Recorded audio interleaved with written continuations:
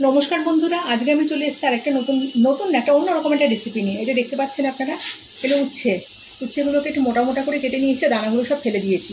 আর যা গরম, উচ্ছেগুলো পেকেও গেছে অনেকগুলো, কাঁচা পাকা সব কেটে নিয়েছি। এদিকে জল একটুখানি জল ফুটতে দিয়ে দিয়েছি।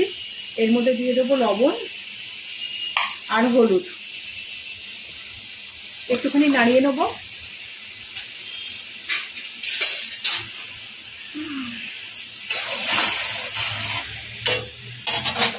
উচ্ছেগুলো এর মধ্যে দিয়ে দিলাম, একটুখানি ভাপ দিয়ে নেব। জলটাও শুকিয়ে যাবে আর উচ্ছেগুলো একটুখানি আধসেদ্ধ হয়ে যাবে। এটা একদম অন্যরকম রেসিপি, এটা ভাতের সাথে দারুণ লাগে খেতে। তো ভাপিয়ে নিয়ে আসছি। উচ্ছেটাকে এইভাবে সেদ্ধ করেছি, জলটাও একটু শুকিয়ে যাবে, জল কিন্তু ফেলবো না। আর উচ্ছেটাও সেদ্ধ হয়ে গেছে, এই যে একদম নরম হয়ে গেছে। এবার এটাকে তুলে নেব, তুলে নিয়ে পরে আমি একটা মশলা রেডি করে নেব। ওই জন্য আমি একটা মিক্সিং বাটি নিয়ে নিয়েছি। এর মধ্যে দিয়ে দেবো সর্ষে,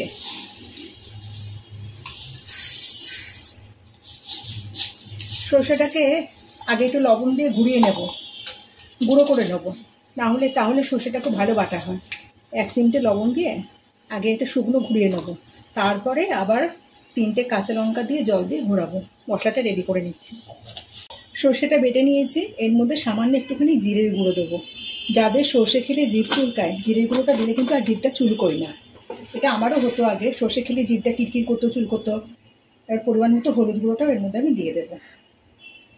কড়াইতে সর্ষের তেল বসিয়ে দিয়েছি। ফোড়নে দিয়ে দেবো একটা শুকনো লঙ্কা আর একটুখানি শুকনো লঙ্কাটা ফাটিয়ে নেব, একটু কালো জিরে।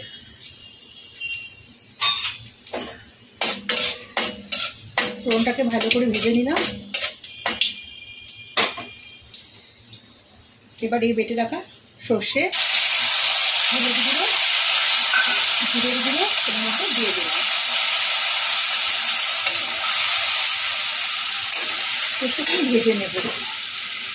সর্ষেটাকে একটুখানি ভেজে নিয়েছি। এবার এর মধ্যে দিয়ে দেবো লবণ। লবণটা দিয়ে আবারও একটু নেড়ে চেড়ে নিলাম।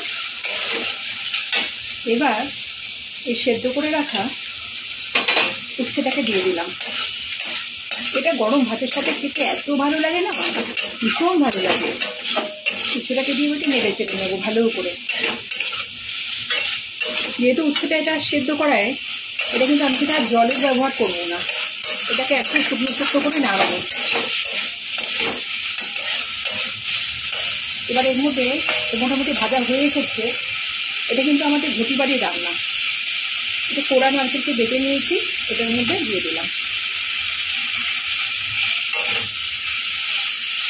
দিয়ে ভালো করে নেড়ে চেড়ে নেব।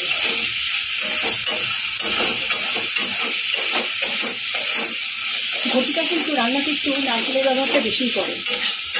আর এটা আমার ঠাকুমার হাতে ঠাকুমা বানাতে দুর্দান্ত।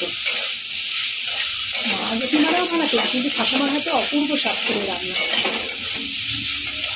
আজকে মনে হলো সে অনেকদিন তো নিজের মতো করে কিছু রান্না করে খাই না, যেহেতু আমি বাঙাল বাড়ির বউ, বাঙাল বাড়ির রান্নাই আমাকে করতে হয়। কারণ ঘটি বাড়ির রান্না করলে বলে অনেক মূল্য আসে, বুঝতেই পারছেন। ঘটিরা একটু মিষ্টি বেশি খায়, রান্নায় মিষ্টি বেশি খান। তাই আজকে ভাবলাম আজকে যেহেতু বাড়িতে তেমন কেউ নেই, আমি একটু নিজের মতো করে খাই। নিজের মতো করে খেতেও তো ইচ্ছে করে। ভাজা হয়ে গেছে, এবার আমি এটাকে নামিয়ে নেব। রেসিপিটা কেমন লাগলো অবশ্যই কমেন্টে জানাবেন। আর রেসিপিটা ভালো লেগে থাকলে বন্ধুরা একটা লাইক দেবেন। আপনারা লাইক দেবেন না, আরেকটা ভিডিও করতে খুব উৎসাহ পায়। প্লিজ বন্ধুরা একটা করে লাইক দেবেন। আর যে সমস্ত নতুন বন্ধুরা এখনো চ্যানেলটাকে সাবস্ক্রাইব করেনি, তারা অবশ্যই চ্যানেলটাকে সাবস্ক্রাইব করবেন।